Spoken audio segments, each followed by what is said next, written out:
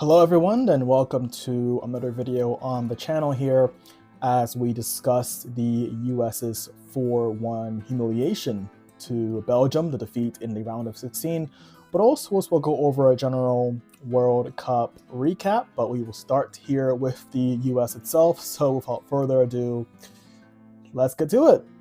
So the US are now out of the World Cup after being defeated 4-1 at the hands of Belgium in Seattle. Let's face it, this was quite frankly from the US a pathetic showing, which is a shame because coming into this game there was a lot of expectation, a lot of hope surrounding this team. Perhaps for the first time in a very, very long time, could they reach the quarterfinals? Could they break through their ceiling? Could they finally prove to the world they're ready to compete at the highest level?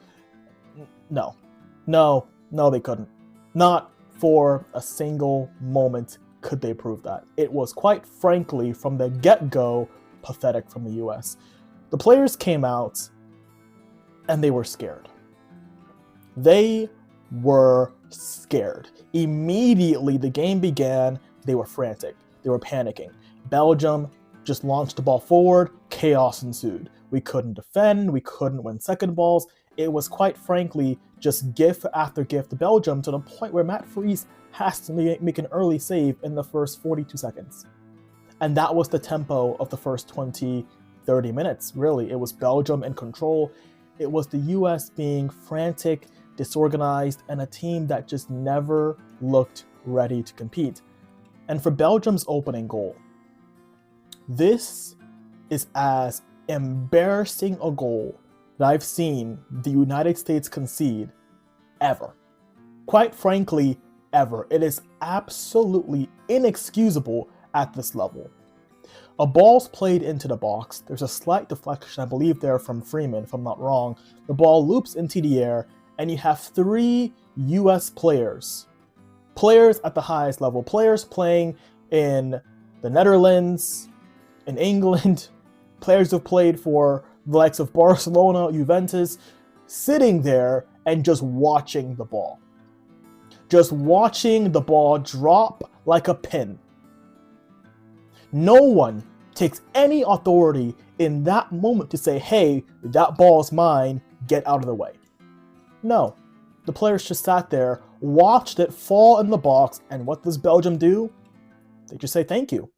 Take the ball, play it across the face of goal, easy tap in, Belgium up 1-0. The US, quite frankly, played like children in that moment. They hesitated, they were scared, no authority, no one took charge, they paid the price. The game goes on, Belgium creating more and more, the US getting a bit more frantic, but they found a way into the game. They found a way to score, and it was Tillman. And to be frank, Tillman in this game is the only player who can actually leave the pitch today saying I tried, saying I did my best. He is the only player who can leave the pitch proud of his display. He steps up, brilliant free kick.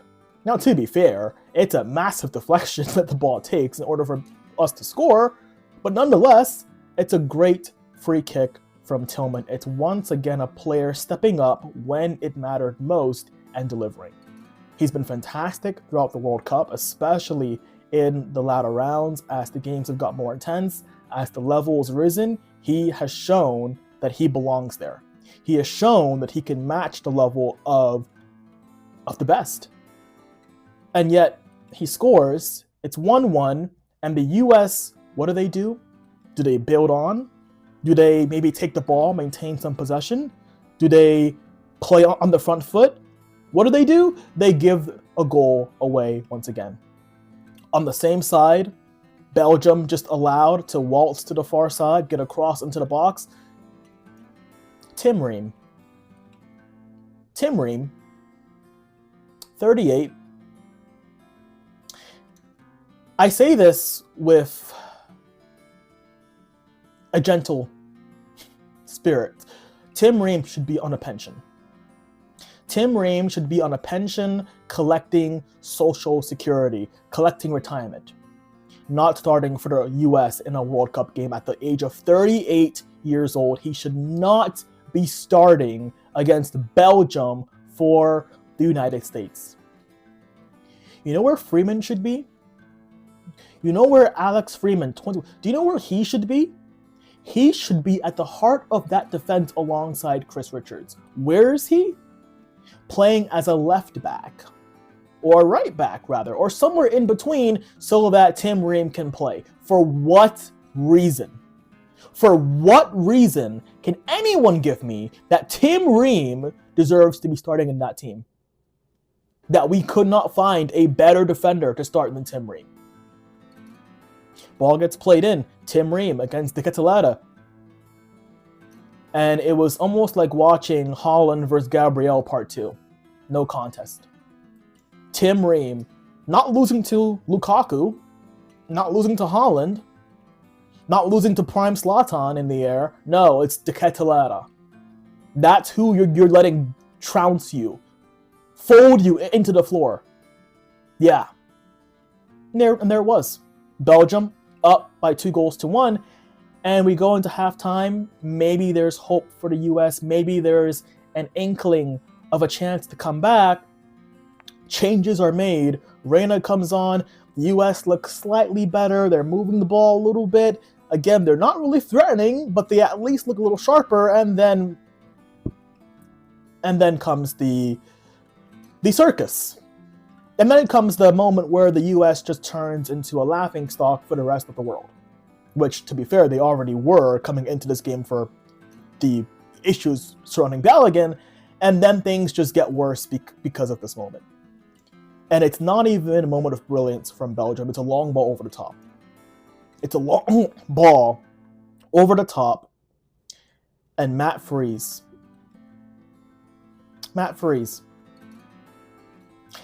Again, similar to Tim Ream, Matt Freese in this case, it almost feels harsh because you could probably say he's had a decent tournament. Not brilliant, but at least decent outside of this moment.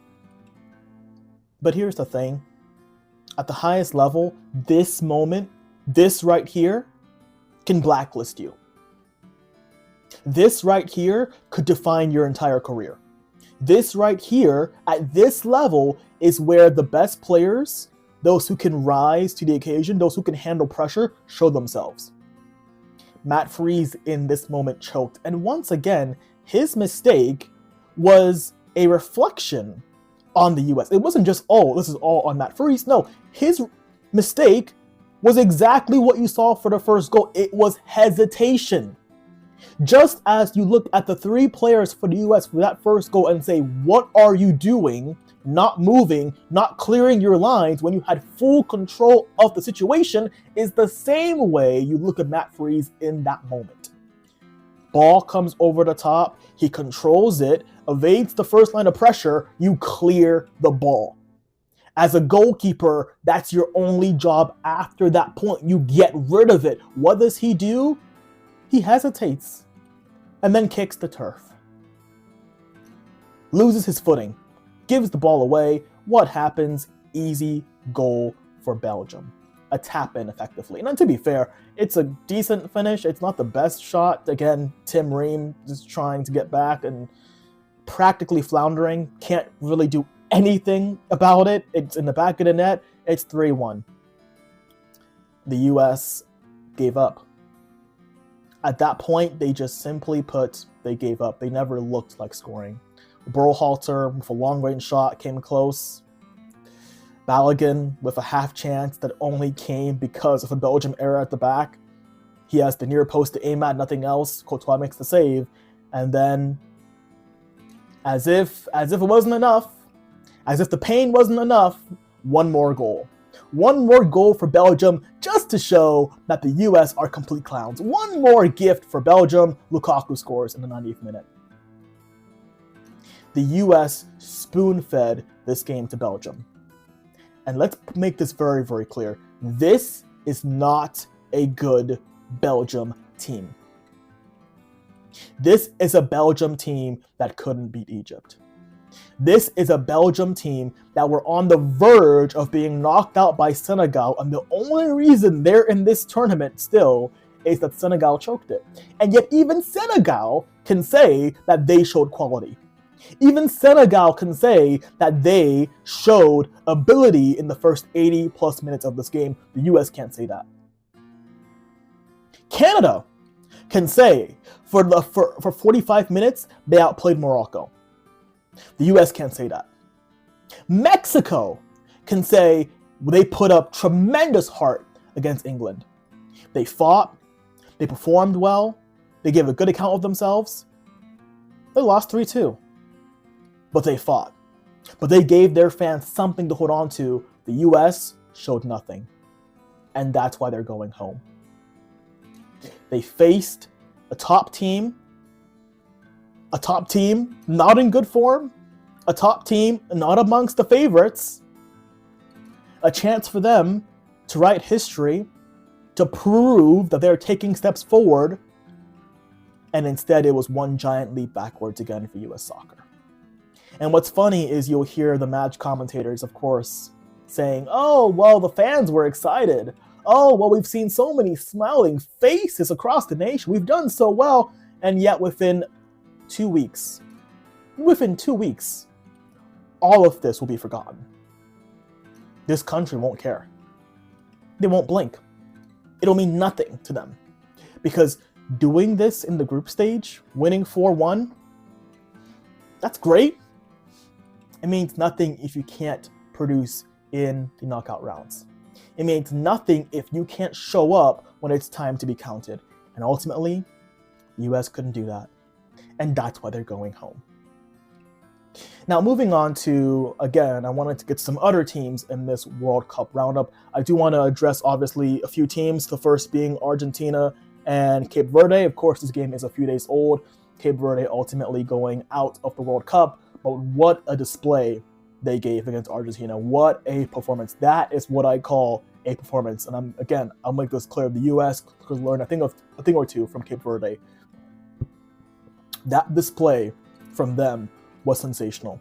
They played their hearts out. Vocinia, you will never be forgotten. Luis Cabral, what a goal. Duarte, what a goal. They played so well. No fear. They played through Argentina at times. They looked good on the ball. They had pace, they had hunger, they had skill, they had flair, they had brilliance, and they had a goalkeeper who stood on his head when he had to.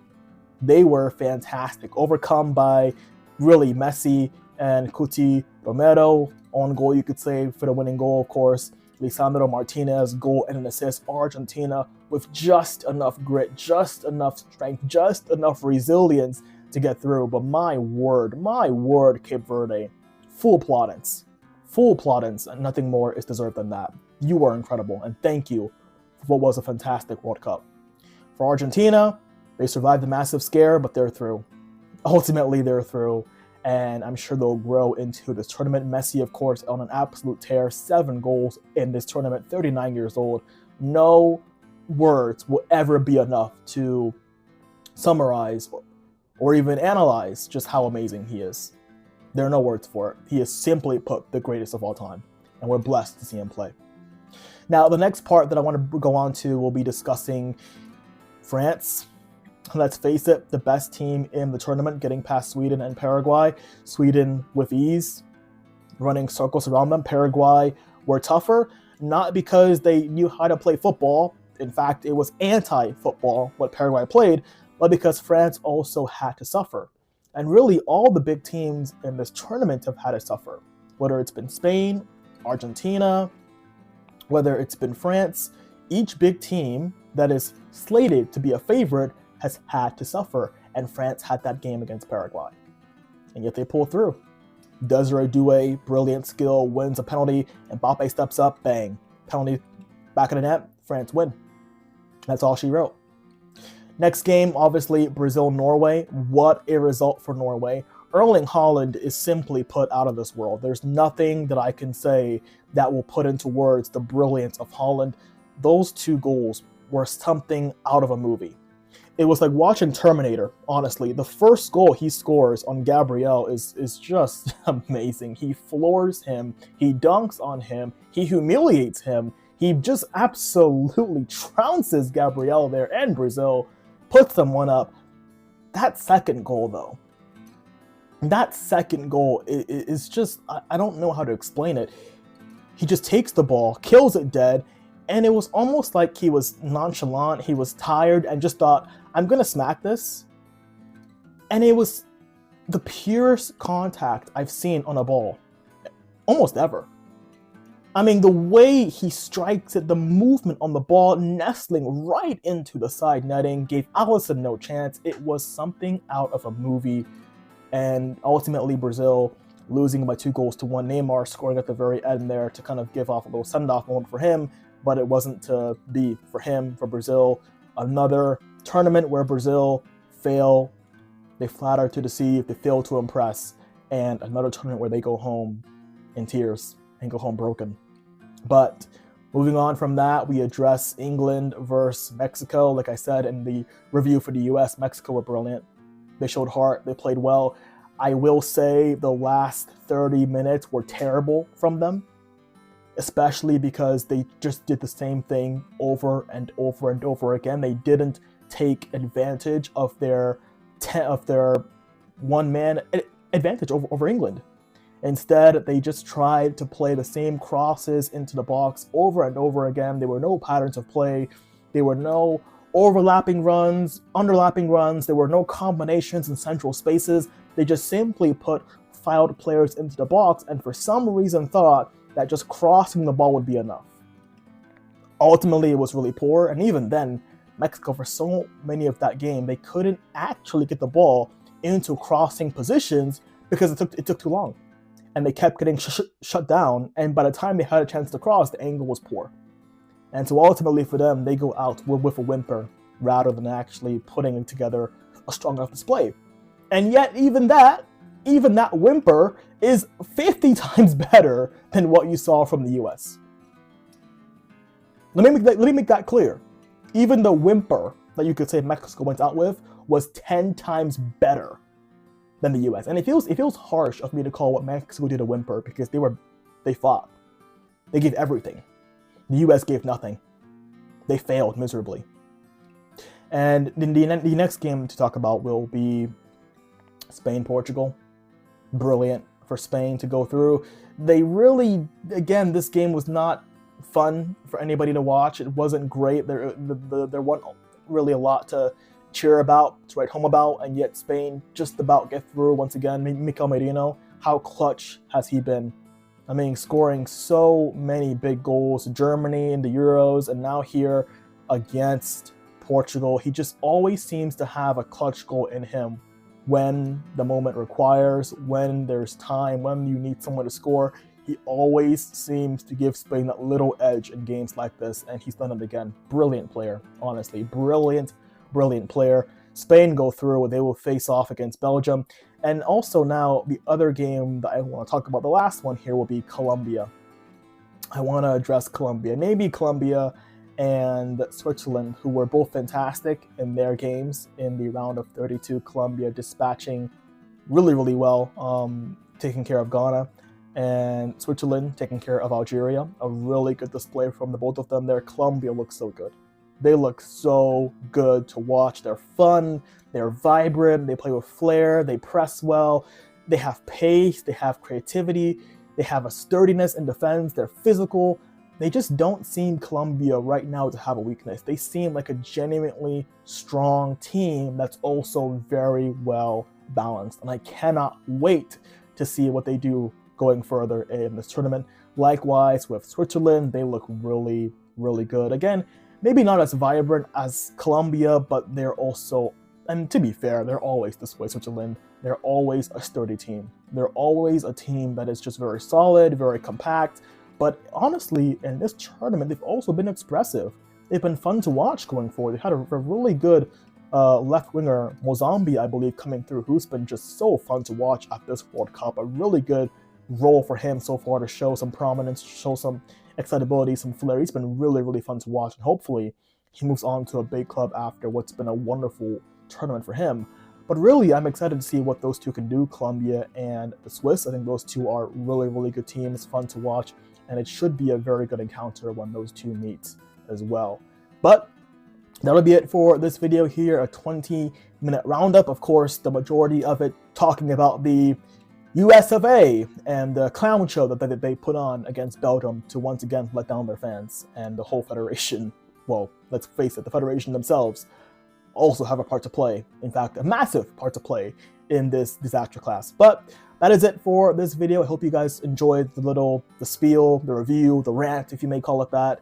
And hopefully, let's just hope that this sparks something in the US. This loss sparks some sort of development, some sort of change to inspire a difference in this generation. We'll see if it ever happens. But for the rest of the World Cup, there are some fun games coming up, of course, to look forward to. Tomorrow, Argentina, Egypt, Switzerland, Colombia, and then it's on to the quarterfinals. It should be a lot of fun.